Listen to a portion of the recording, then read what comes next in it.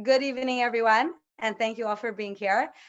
Tonight's class is specific in honor of Lag BaOmer, which, as we're going to discover and explore tonight, is one of the most spiritually potent days in the Jewish calendar. Not so well known and often overlooked because there aren't any specific mitzvahs or rituals connected with the day per se, as let's say the high holidays or Passover or other more well-known holidays. But the energy and the power of this day is so great, so intense, and so such an amazing opportunity for us to tap into and bring into our lives. So let's jump right in. When is Lag BaOmer? What is Lag BaOmer? Who's it for? What's it all about? Let's explore, discover. Laura, hi, welcome. Thanks for being here. And let's really connect over this incredible day. So Lag BaOmer, the name of the day is Lag, which is the Hebrew letters Lamed and Gimel, which has the numerical value of 33. BaOmer, in the Omer. Why is it called this? Because it is the 33rd day of the Omer. So in order for us to understand, let's do a quick recap. We discussed this a couple of lessons ago. But between Passover and Shavuot, we have the period of time called the Omer, which is when we count 49 days from the second night of Passover until the holiday of Shavuot. We're counting upwards in anticipation for the receiving of the Torah, the giving of the Torah, which was on Mount Sinai on the holiday of Shavuot, which is coming up soon. And we count each day and mark the day as a step closer to receiving the Torah. And the day that we are celebrating, which is tomorrow night and Friday, because as we know in the Jewish calendar, every day starts off the evening before, like Shabbat starts Friday evening and the day goes from evening to evening. So Thursday evening, Thursday night, and Friday is the holiday of Lag BaOmer. It's a 25-hour celebration, one day, and it is the 33rd day of the Omer. Now, when we are celebrating this day,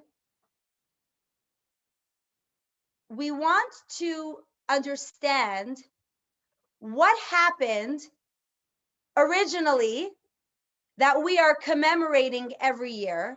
And once we truly understand what the essence of the day was when it happened, then we can understand the lessons that we can apply and how we can bring that into our lives every year. Just like in order for us to understand how we can bring the meaning of Passover, we first have to understand what happened on Passover or Shavuot or the high holidays, etc. So let's go back in time, not as far back in time as the giving of the Torah, but a little bit more recently in the times of the Mishnah and the Gemara.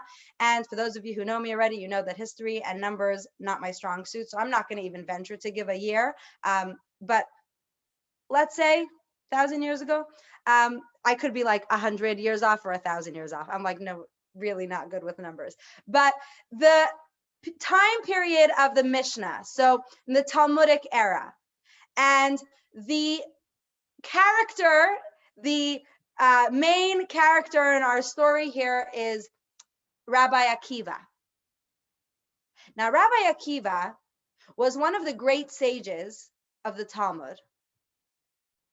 And he is quoted for some of the most basic tenets of the Torah that we know, and for some of the deepest explanations for the Torah that we know. He was a scholar of comparison to Moses. But his history, his lineage, is far from holy. Rabbi Akiva was a descendant of non-Jews. He converted. And in fact, he was a shepherd who didn't even know how to read. He was a very simple man. And he was working as a shepherd in the home of a very, very wealthy, prominent, respected Jew. And this Jew's only daughter fell in love with him. And she wanted to marry him. She recognized his essence, the beauty of his soul, and she wanted to marry him. Now, he was much older than her. He was a simple shepherd. He was illiterate. And her father actually disowned her because she married him. And they were living destitute to the point that she was a very beautiful girl with long hair. She actually sold her hair to provide for them because they had no money. And this Akiva was once walking along the road, and he was lamenting the fact that his wife had married him because she saw this greatness in him, but his mind was like a stone. He couldn't grasp any knowledge. He didn't even know how to read, and he was feeling really sorry for himself. And he felt like, I'm 40 years old, it's too late. And as he was walking, he comes across a sight. He sees a rock, and there is a dent in the rock, a groove in the rock. And he looks up and he sees that there's a drop of water, a steady drip of drops of water on this rock. And he realizes that there has been water dripping on this rock for so many years that it actually created a groove in the rock. And at that moment, he said, if drops of water can form a mark in a stone, then my mind can absorb Torah as well. I just have to go drop by drop. And he went to a yeshiva, a cheder for young children. And he walked into a classroom where young children were learning the Hebrew alphabet. And he sat down in the classroom among these preschool children who were learning Aleph, Bet, Vet. And he started learning with them. And he grew and he absorbed. And in his knowledge, he became so connected to Torah learning to the point that he wanted to go study in one of the great yeshivas. And his wife sent him off to study. And he left his wife and his family to study Torah. And he studied Torah for 12 years. And when he came home, his wife, his children, they were obviously so excited to see him. And as he's coming into the house, he overhears his wife telling one of her friends, I'm so proud of my husband. I'm so proud of everything that he has accomplished. If he would want to go learn for another 12 years, I would let him. He heard this, he turned around, he went back for another 12 years. And he studied for 24 years, and he became the foremost teacher of Torah of his generation. And when he returned, he had an entourage of thousands of students who were walking along with him. He was like the king of Torah in that generation. And his knowledge and his understanding and his ability to teach Torah was so deep and yet so relatable to everyone that everybody came to learn from him, because he was coming from a place where he had started from scratch at an age where he thought it's way too late. And just by understanding his story, we can already gain so much insight into the fact that Torah knowledge and connection to God and connection to our traditions is something that can start and continue at any age and at any stage. And he was teaching Torah to all of his students. And one of the most basic tenets that he taught, as the phrase that is known when you hear Rabbi Akiva, and if anybody knows the song, Amar Rabbi Akiva, my kids sing it every day as part of their prayers. Rabbi Akiva said, Ve'ahavta l'reacha kamocha, ze klal gadol b'Torah. What does that mean? The Torah says, "Ve'ahavta l'reacha kamocha." You must love your fellow as you love yourself. You have to treat everybody else the way that you would want to be treated, with the same love and kindness, the same way you overlook your negative things, and you love yourself despite your faults, and you forgive yourself, or you should forgive yourself, and you care for yourself. That's how you should relate to everybody else. And he said, Zeh klal gadol b'Torah. This is a great rule for keeping the Torah. What does it mean to be a person who is Torah observant? What does it mean to be a person who connects with God? You have to love people. You have to respect people. You can't be only connected with God without having positive, good social relationships. It goes hand in hand. And that is what his main idea that he taught was. Now, with that in mind, we get to the story of Lag BaOmer. Rabbi Akiva had students numbering in the thousands. And one year, a terrible plague struck his students. Now, until last year, it was very hard for me to imagine a plague sweeping through a nation, killing people. Unfortunately, it's not such a foreign concept to us now with COVID, right? So whatever it was, if it was some sort of virus, some sort of plague, some sort of outbreak, there were students of Rabbi Akiva that were dying daily. It was a very, very tragic time. And 24,000 of his students perished in this plague. And on Lag BaOmer was the day that the plague stopped and his students stopped dying. So the day that we celebrate Lag BaOmer, the day that we are celebrating this joyous holiday, this exciting, joyful, exhilarating celebration, is commemorating the fact that the plague stopped, that his students were not dying anymore. Sounds very exciting. Sounds very beautiful. Definitely worth a celebration. But the whole story doesn't really seem to make sense. It just doesn't really make sense. Why doesn't it make sense? Because we learn, our sages teach us that the reason why they died was, our sages tell us, Shelo nahagu kavod ze bazeh. They did not treat each other with respect. The reason why they died is because they didn't respect each other. Now that's a terrible thing. But how is it possible that if Rabbi Akiva's life motto was that loving your fellow as you love yourself, caring for another person the same way you care for yourself, that's what he taught, that's what he preached, that was his whole life's mission, 24,000 of his students perished because of lack of respect? How does that make sense? Was the message so not received that they all didn't get it?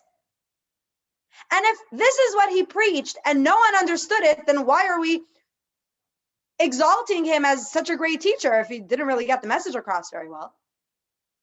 So we need to understand what was their disrespect that they had for each other that caused this, and what can we learn from it? What does it really mean to respect someone? What does it really mean to care for another person? So let's put ourselves, imagine that you are in the yeshiva of Rabbi Akiva. You're in the study hall in this huge college class. There's a podium in the front. Now, they didn't have microphones, so they must have had really good acoustics for all the 24,000 students to hear their teacher. And he is teaching a lesson.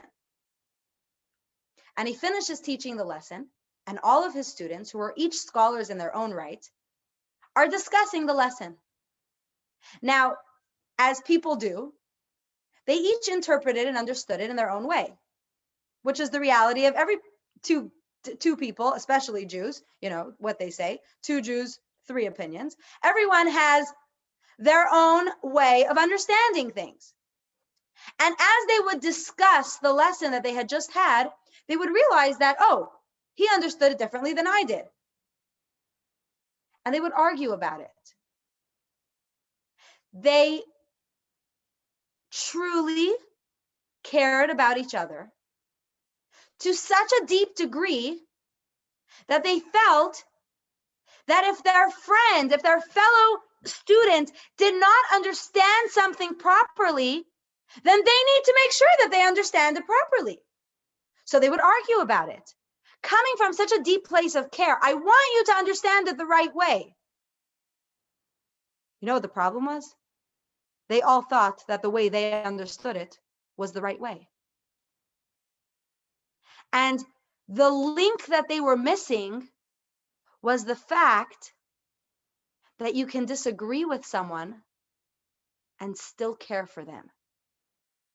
That you can understand things in a different way. You can have a difference of opinion and still respect and still care and still love someone for who they are while respecting the fact that you have a disagreement.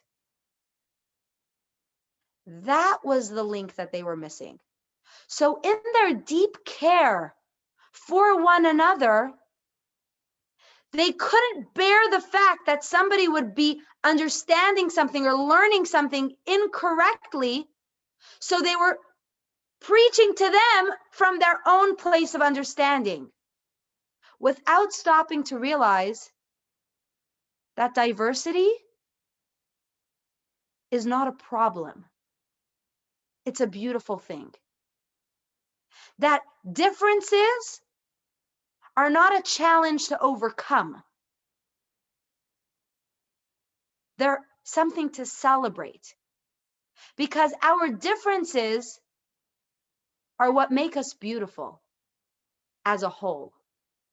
When we unite with one another, not even though we are not the same, but because we are not the same, then we realize how much we have to learn from each other. If they would have just stopped to think, wait, he understands something differently than me, maybe there's something I can learn from him. And even if he understands something differently than I do and we cannot agree, we can still respect each other. That was the problem, that they hadn't gotten to the point. That was the point that they were lacking. And the celebration that we have on Lag BaOmer was when finally they understood that and the plague stopped. So what we are celebrating on Lag BaOmer is this understanding of unity in our world. Because the idea of being united and connected when we're all exactly the same is not really something we can relate to, because we're not all the same. And we don't really come in contact with that many people who are exactly the same as us. Exactly the same as us, we won't find anybody. But even people who are similar to us, who are on the same wavelength, it's not a big deal to sit and have great company at a book club where everyone enjoys the exact same taste in literature and for everyone to get along. Obviously, you all love the same things. But the quality of being able to unite with other people is to be celebrated when you're able to unite and connect and respect other people who are different, who have differences of opinion, who have different ways of dealing with things, who have different personalities, who have different backgrounds, who have different goals. And being able to learn from each other, being able to celebrate our uniqueness while recognizing that our uniqueness is what each gives us something to contribute to the collective unit. It's like when you're making a painting. If you have one color, it's going to be a very boring painting because it's just one color. But when you have beautiful colors, the difference between the colors that creates the contrast on this canvas is what forms a beautiful painting. Different color threads together form a beautiful tapestry, but if it's all one color, it's very boring. And it's really not that eye-catching. In the house where I grew up, in my parents' home, there is a very, very large needle point. Now, I don't know anybody nowadays who still needle points. If anybody knows anyone who needle points, I haven't come across anybody recently who needle points. But 40 years ago, my mother was a big needle pointer. And she was a stay-at-home mom then. During those years, she had a few little children at home, and she would take them to the park. And she was bored out of her mind. She was so bored. Now, this was before the days of moms sitting and scrolling on their phones while watching their kids in the park, which I'm sure no mom ever did, because we're all so amazing. But she was bored. The kids would play and she would just sit and watch them. And she would go to the park at a time where there was no other mom. So she decided she needed a project. My mother's very artistic and creative, and she got a needlepoint that was so big. And she started doing it. And it's a gorgeous picture. It's flowers, and it's very, very elaborate, and it's a huge, huge pot of flowers. And I remember looking at it when I was a little girl, and I'm one of the younger ones in the family. So it was on our wall for about 20 years before I even came into the family. And I remember looking at it, and I'm like, Ma, how did you have patience to do this? Like every 3 stitches, you needed to change the color because every flower had so many shades. She's like, oh, I love doing the flowers. It was so interesting. You know which part took the longest? The black background all the way in the back. And I remember thinking like that would have been the easiest because just stitch. She's like, no, so boring because it's all one color. That's the fabric of our lives.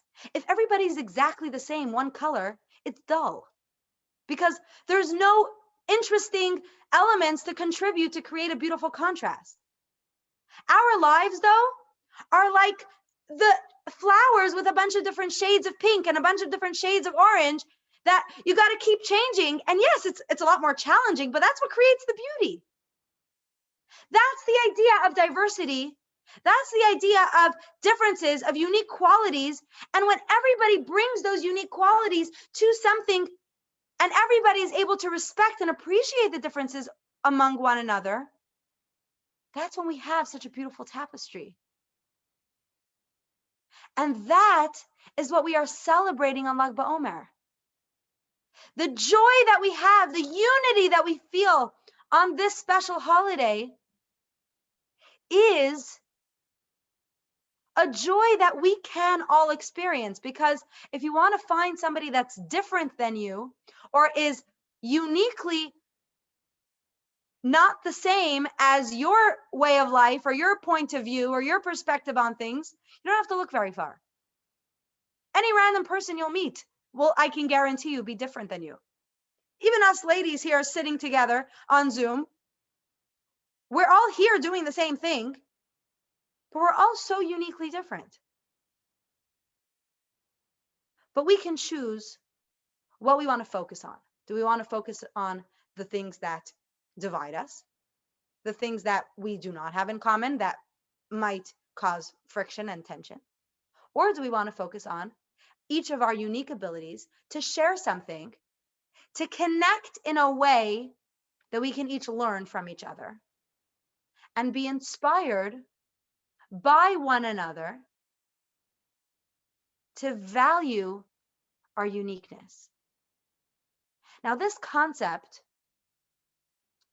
is a very profound one in the Torah because it seems, in a way, to contradict the fact that God gave us a set of laws that we all have to follow. And we can't really pick and choose which ones we want to do based on our personalities. That's not how life works. The same way when you're driving, there are certain laws you have to follow. And just because you don't like the color red or it's not on your color palette doesn't mean you don't have to stop at a red light. Because we still have to all do the same thing to a certain extent. And the same thing is when it comes to religion, when it comes to society, when it comes to social behaviors. Yeah, there are certain things we all have to do. God has given us mitzvot, and we all have to do them to the best of our ability. But that doesn't mean that we all have to be fitting into a cookie cutter mold. We all have a shared goal. Our soul has a shared purpose to connect with God through his mitzvot. But God each gave us unique talents, unique strengths, unique weaknesses, unique abilities, unique situations, unique opportunities. And we can use each of those to contribute to the whole, to contribute to the community in a way that only we can. And we can use our unique talents and abilities and situations to serve God in our own way. So take a Shabbat table. There are core elements that everyone should have on a Shabbat table. There should be candles that were lit. There should be challah. There should be delicious food. There should be the feeling of unity, whether it's family or friends or whoever it is around the table. But what the candlesticks look like? If mine are silver, yours are gold, someone else is made of clay, and another's are glass colored, or maybe they're just two simple tea lights. That depends on your style, your financial abilities, your location. The core is the same, but the unique expression of creativity is different for everyone. What flavor challah? Your choice. Which songs you sing? What kind of fish you serve? If it's Moroccan fish, if it's gefilte fish, if it's no fish at all. Taking the core of tradition, taking the core of Judaism, and putting your unique connection into it is what creates the beauty of a diverse Jewish nation. Because the reality is that God created the Jewish nation already diverse. It's not a new thing that there are all kinds of Jews. God established the Jewish nation with 12 tribes. That was the point. That we should each be a tribe of our own, but part of the united Jewish community. And the way that we do that is by using our own expressions of connection with God in our own way, contributing something to the group. That is the first idea of the celebration of Lag BaOmer. That is what we learned from Rabbi Akiva, the first main character of the story. And before we get to character number 2, and the second concept that we are celebrating on Lag BaOmer, in the spirit of unity through diversity, I would love for anyone or everyone, and if you got my message today and you prepared a thought to share, I would love for you to please unmute yourself and share what unity, what connection through diversity means to you, whether it's an experience, a thought, an idea, a question. Just want to say something. Please unmute yourself and share. Now, please don't be shy.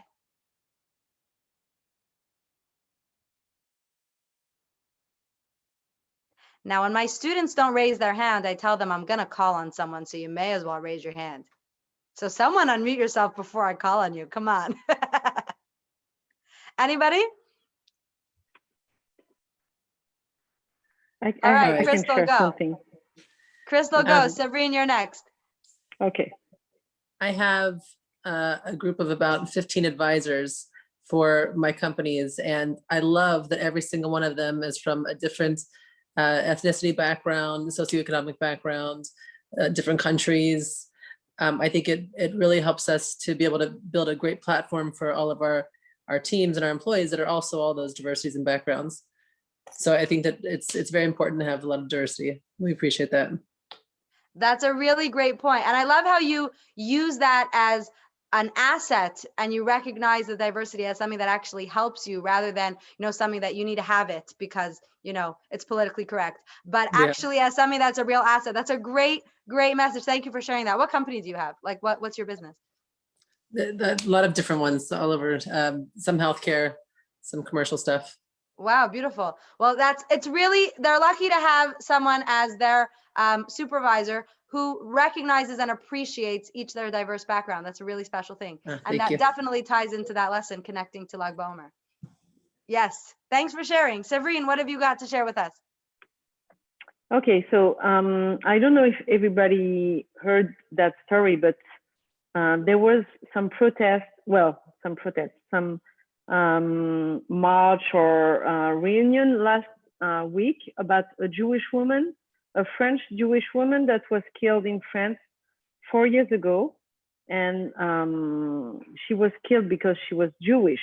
And the guy was pronounced, I don't know how to say the word, comment on peut dire? Insane. So he will not be judged. He will be in a psychiatrist hospital, but he will not be judged for this horrible crime. And last weekend, all over the world, there was protests or march to unite Jewish people, and not only Jewish people, but there was people from different religions, to tell everyone to stop anti-Semitism, racism. And I was at protest, at the march in Aventura, and there was a lot of people from United States, from France, from South America. There was a woman who was representing the Black community, and that was really a very nice moment of unity, of humanity. That's really beautiful. I didn't know there was a march in Aventura. I was actually on Instagram Live at the joining the one in Montreal. I didn't know there was one here, but yes, that's a really incredible example. Unfortunately, a terrible situation to have to unite for, but the fact that we can each join together for a cause, even if it's not someone in the same country as us, in the same from the same background, but to be able to unite together, that is definitely a show of humanity. That's really beautiful. And we should only have to march for good things, not for things like that. And France government should take an example from that march. Anybody else want to share anything?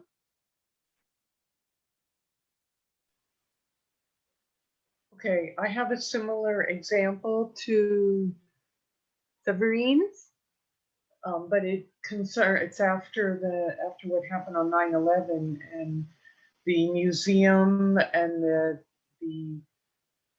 fountain that they have with everybody's names on it. And I guess, New York really,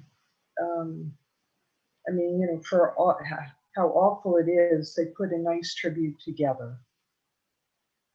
I don't know if anybody's seen it before. I was there a couple of years ago. It was really, I guess, under the circumstances, it was all tastefully done, as a tribute. So similar thing, and all of those people are coming, it's like it's recognizing, the 3,000 people who passed away from all different nationalities. That's very true. And it's incredible that I'm sure that if you read the names, you'll see so many kinds of names from so many different backgrounds, but all together. Mm-hmm. That is a very good example. Thanks for sharing that. Marcella, Lily, Maria, am I going to put anybody else on the spot? Oh, I got one. Lily, share with us. I thought it was kind of nice, like when they were offering COVID vaccines and then the temple, and churches were opening up. And from what I know, I don't know, I wasn't there, but yeah, they were saying that like, different people were coming into the temple to get a shot. And I thought that was nice. That is very nice. That's true. And, it's a beautiful way to look at it, because everyone is there for each other. Just, we have each other's backs. Yeah. That is really nice. Different religions walking into temple and vice versa, Takes a vaccine to get some people into temple, huh? Yeah. That's a very beautiful example. Yes. Yes. Okay. I'm not going to put anybody else on the spot, so we're going to move on to character number 2. But if you'd like to post anything in the chat, feel free. So we learned about Rabbi Akiva, and we learned about his students. One of his students who survived, who was not afflicted by this plague, went on to become the next generation's leading sage and leading scholar in the field of Kabbalah, in the field of the deeper esoteric meaning of the Torah. Now, the Torah has many elements to it, many facets, and we know that there's the Torah, the books of the Bible, which is the basic story of the Torah, all the mitzvot. Then there are the commentaries, which explain the questions that are asked, explaining the Torah, because a lot of the Torah's verses are somewhat cryptic. And the Talmudic era was when there were questions and discussions among the sages to deeply understand how we apply everything in the Torah nowadays. And those discussions are recorded in the Talmud and in the Gemara. And then there's another element of the Torah, which is the mysticism, the deeper mystical understanding of every element of the Torah. And Hasidic thought comes from this mystical understanding. And one of Rabbi Akiva's students, whose name was Rabbi Shimon Bar Yochai, or as he's known in short, the Rashbi, which is the acronym of Rabbi Shimon Bar Yochai, and he authored the book of the Zohar. Now, the book of the Zohar is the foremost Torah book of mysticism of the Torah. In fact, it was only allowed to be studied by Kabbalists, by leaders of Torah who were well versed enough in Torah to be able to understand the mysticism and not misunderstand it, because it was so deep, so mystical, and so intricate in its understanding. And he was a very, very deep thinker and a very, very spiritual person. And the Romans wanted to kill him. He was living in a time period where Jews were being hunted, especially Jewish leaders who were spreading Judaism. And he and his son ran away. They escaped, and they were in a cave for 12 years. Now, their life during those years in the cave were completely spiritual. They subsisted on carob that grew miraculously right outside their cave, and a stream of water that miraculously appeared for them in the cave. And during those years in the cave was when they studied the Zohar, when they studied the mysticism. And those years, they lived a life of living, breathing, existing only with spirituality. They were completely cut off from the world. They were in a cave. They were completely cut off from any human interaction. They only had each other, and all they did was learn Torah. And when they emerged from this cave,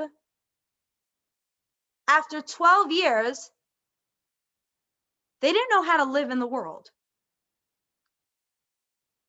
to the point that they saw a man rushing. He was running somewhere. Where was he running? To go to his field to work. He was a farmer. And Rabbi Shimon Bar Yochai's eyes were so holy that a fire came out of his eyes and burnt the man alive. Why did this happen? Because he couldn't understand, how could it be that someone is doing something so mundane like farming and not just learning Torah? Now, this man miraculously was brought back to life, and God sent him back into the cave and told them, you are not ready to come into my world, because in my world, we need to live a physical life and infuse it with spirituality. But we don't only survive on spirituality in the world. And so they went back into the cave for another 12 months. And when they came out a year later, Rabbi Shimon Bar Yochai and his son, again, saw an individual going to do whatever work he was doing. And this would be the test. Are they able to live in the real world? And at that moment, they stopped and understood that while their lives, the two of them having lived only spiritual for 13 years, their mission in the world was to live, breathe, exist only with Torah and mysticism. That's not everybody's mission in the world. And everybody has their own mission in the world. And everybody has their own way to serve God. And God gave us mitzvot that involve physical actions. We make blessings on food that we physically eat. We say prayers with a physical prayer book made of paper. We read from a Torah that is a physical object made from parchment with ink. We connect spiritually to God through physical actions because we live in a material world. And God put us in a material world with bodies that have physical needs. And at that moment, Rabbi Shimon Bar Yochai recognized this idea that we had discussed earlier of everyone having their own mission in the world and everyone's mission in the world being important. And that is when God said he's ready to rejoin the world. And it was his life's mission to teach everyone the mysticism of the Torah, because he was living a life where his mission was to live spirituality, and he wanted to impart that spirituality to everybody else so that everyone can infuse spirituality into their own physical lives. And on Lag BaOmer is the day of Rabbi Shimon Bar Yochai's passing. And before he passed, he asked his disciples that the day of his passing, the anniversary of his death, should not be a sad day. It should be a day of rejoicing. It should be a day of happiness. Why? Because his life's mission was accomplished. So we should not celebrate and commemorate and be sad for the fact that he passed away on that day, but we should celebrate with joy and happiness and exhilaration for the fact that he lived such an incredible life and he left us with such an empowering legacy. And so on the day of Lag BaOmer, we're celebrating this second joyous occasion. Joyous occasion number one was the fact that the students of Rabbi Akiva stopped dying and that we recognize the ability to respect one another despite our differences because of our differences. And the second celebration we have is the celebration, and this sounds like a sentence that makes no sense, but this is what he wanted. The celebration of Rabbi Shimon Bar Yochai's passing. Because we're celebrating the fact that he completed his life's mission, and his life's mission left us with a legacy that we are able to take ideas from the Torah and understand the deeper meaning, understand the mystical understanding the mystical experience behind every mitzvah, behind every phrase in the Torah, and understand the esoteric depth of Jewish values so that we can connect to God from a place of understanding. The mystical ideas that we learn help us connect with God on such a deeper level because we understand not just what we're doing, but why we're doing it. What energy we are releasing into the air when we do a mitzvah. And so on the day of Lag BaOmer, there is an energy of spirituality in the air. The energy of respect and the energy of mysticism. But it's kind of like having Wi-Fi. If you don't have a device that you connect, the Wi-Fi is worthless. You got to connect in order to utilize it. The energy will be there Thursday night, tomorrow night, and Friday. But we need to connect with it. What is the device that we use to connect with the energy? Our bodies and our souls. When we take physical actions, eating, sleeping, driving, whatever it is that we're doing, materialistic things, stuff that we do regularly, and we use them for something positive, for something godly, infuse it with spirituality, that draws down the energy in the air. And when we take the opportunity, when the power of respect and diversity is in the air, and we use it in actual interactions with other people, then we've connected with it. And then we're able to make it part of our lives. So on Lag BaOmer, we have that ability to connect with each other,